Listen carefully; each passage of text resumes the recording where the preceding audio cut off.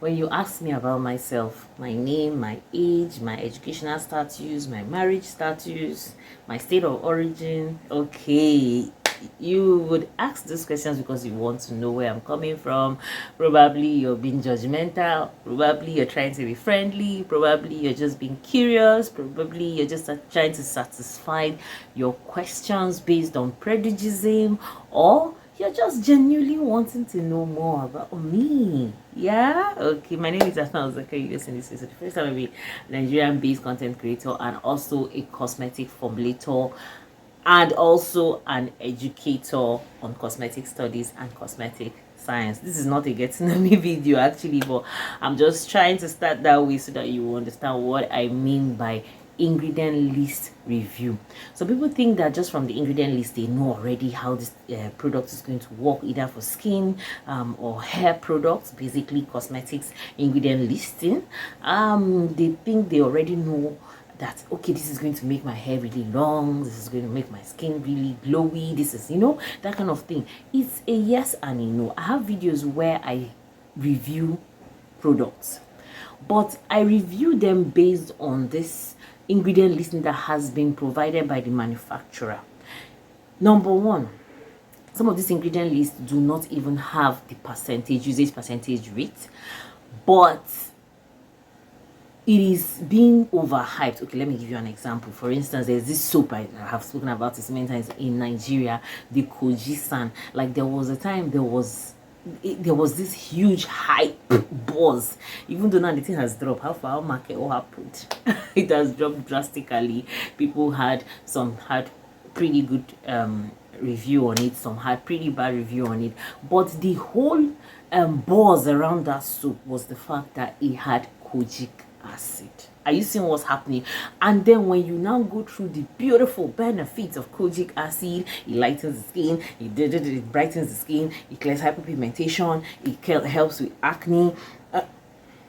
Okay. In fact, someone has even told me that kojic acid even does peeling. So I really don't understand. When the conversation is not so extended or is not properly explained, you just pick bits and bits a bit. So ingredient listing tells you about the ingredient but does not fully tell you the benefit of the ingredients. I don't even know what I'm trying to say to you. You could phantom some few benefits, but it does not 100% means that those benefits will actually be relevant. You might want to ask why. An ingredient list is presented, and especially ingredient lists where percentages of actives are not clearly stated. You're not sure that this percentage that is in that ingredient list is of any value, is of any cosmetic value. I can put out I don't want to throw jabs, or I don't want to get at any product, but let me say example. You see in niacinamide, just a random from any brand, a niacinamide product. All right, so many things will come to your mind. Niacinamide has a usage percentage where it could be effective from at least 2%, in my own opinion, or in my own cosmetic formulations. The index usage rate that niacinamide will be effective on skin is from 2% to at least 10%, even though there are exaggerated percentages as high as 20, but I look at those ones mostly for professional use. But let's just say for regular use, 2 to 10% maximum, minimum.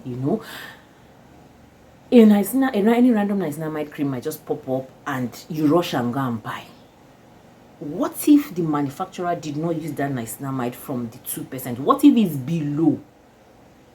You have niacinamide on the ingredient list, depending again on the location. See, even on the location, it still depends on the percentage, because I can pick up a product and see niacinamide as the third ingredient, and I cannot fully conclude that niacinamide as the third ingredient has been used at the right percentage rates. I don't know if I'm communicating here, but from the efficacy or from the review, that is when I pick up an ingredient to review, I look at, before I come to review the ingredient list, I have maybe seen other review from users, from customers, that kind of thing. If it's a new product, then I throw out what I can have, what what am I saying? I throw out what is expected of that product. But most of the time, ingredient review list is from products that are already in the market.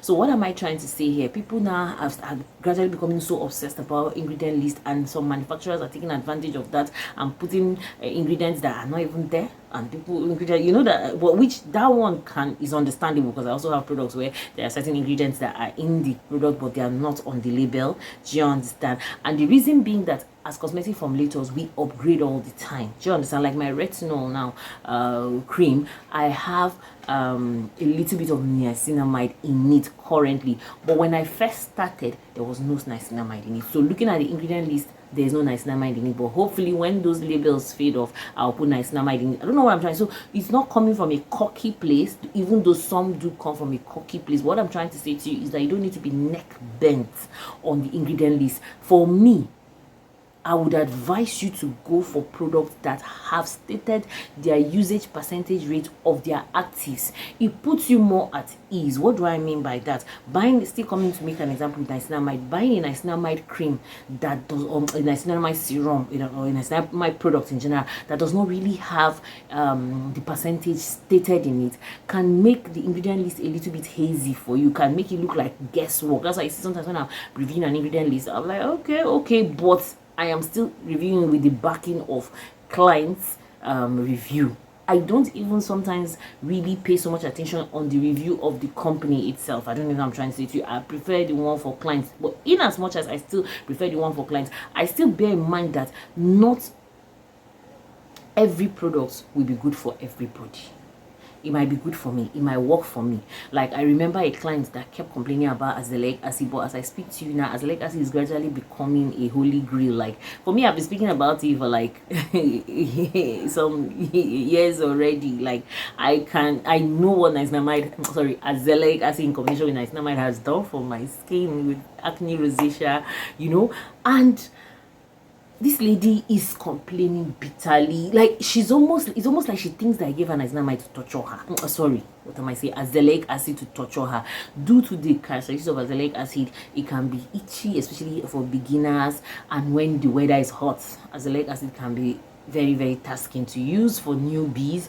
And then when you use it too much, and that's another very important thing, when you even know the percentage usage rate of a certain active in a product, it guides you in using the products. Do you get? So those random ones are the ones that probably they are even below the whatever rate, and then people tend to use them at high quantity. So when they meet the ones that have the active stated on them, they still think it's like that other one. So what am I trying to say in this video? The ingredient list can give you the answer, but at the same time, the ingredient list can still not give you the answer. I don't know if I'm trying to say to you, the efficacy is better, and look for ingredients and products that their active ingredients are stated. Yes, are stated. Am I saying that the ones that the ingredients are not stated are not effective? No, they are equally effective, but it's almost like throwing a dice and hoping that you win. Is a head, hey, is it tails, hey, but so to me, bringing out so much money, or I don't know, some prefer to go for very, very cheap product. I'm not saying that some cheap products don't work, but there are some very, very cheap products that you and I know very well that they don't work. I don't want to call any products here, but what I'm saying is, instead of throwing your money and buying this, buying that, because some people even develop their problem by buying too much products. So maybe the next video I'll talk about personalizing skincare. I hope this video makes sense. All right, thank you. Bye. I'll see you in another video.